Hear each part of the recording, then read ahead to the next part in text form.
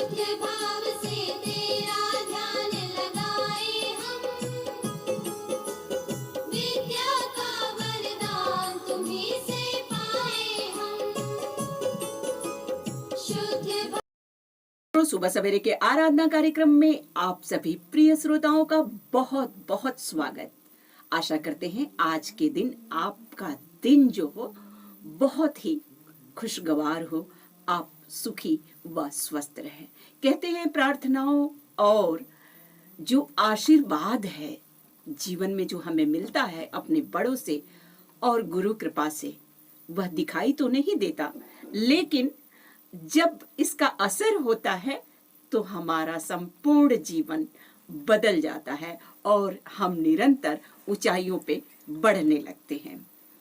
जीवन में खुद को कैसे इंक्रीज करें, कैसे बढ़ाएं, अपना पर आज हम चर्चा करते हैं। आइए प्रिय श्रोता, आप सुन रहे हैं 90.0 FM भव्यवाणी। भव्यवाणी का प्रसारण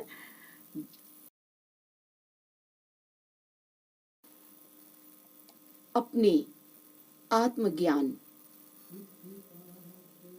को कैसे जाने, कैसे पहचाने कि हमारे भीतर आत्मज्ञान को प्राप्त करने की एक तरह से जो दृढ़ इच्छा है, या हमें कोई प्रेरित करता है, ईश्वरीय कृपा, हमारी शक्ति हमें प्रेरित करती है कि पहले तो अपने आप को, खुद को जानो।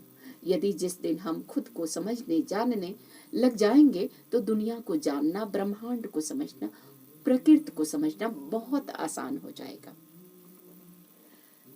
सभी जानते हैं कि इसका अर्थ आत्मा का ज्ञान प्राप्त करना होता है। आत्मज्ञान अर्थात आत्मा का ज्ञान। इसके लिए कोई बहुत बड़े श्रम की आवश्यकता नहीं है। कांच या दर्पण में, जिसे हम कांच या दर्पण को रख के अपना शरीर, हम अपनी गलतियों को समझ सकते हैं। यदि अपने आप को देखने लग जाए जिस दिन, तो अपनी गलतियों को समझना शुरू कर देंगे। देखने का तरीका अलग हो सकता है।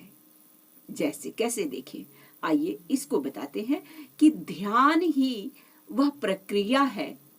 ध्यान के माध्यम से आप बोध तक पहुंच सकते हैं, बोधत्व तक पहुंच सकते हैं और जीवन की समीक्षा, अपने आप की समीक्षा आप स्वयं कर सकते हैं यदि ध्यान आपकी आदत में उतर आए।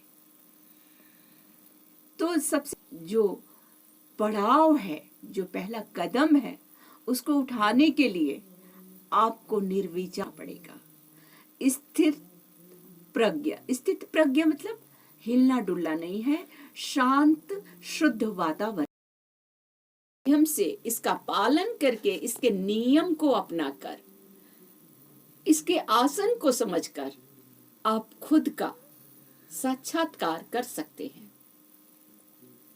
आपका शरीर कभी भी अस्वस्थ नहीं होगा।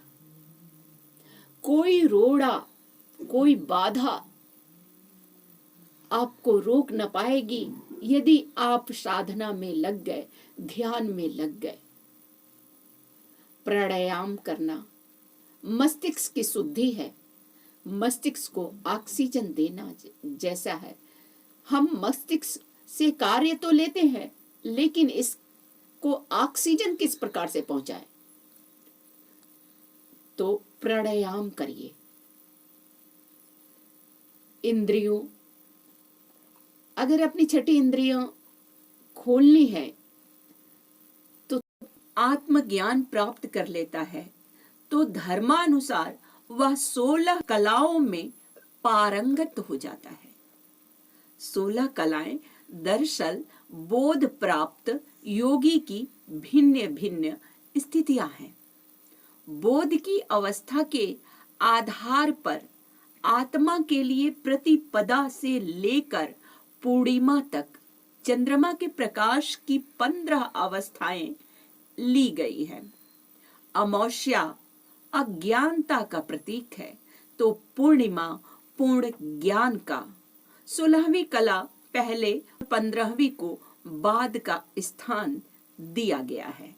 इससे निर्गुण सगुण स्थिति भी सुष्ट हो जाती है।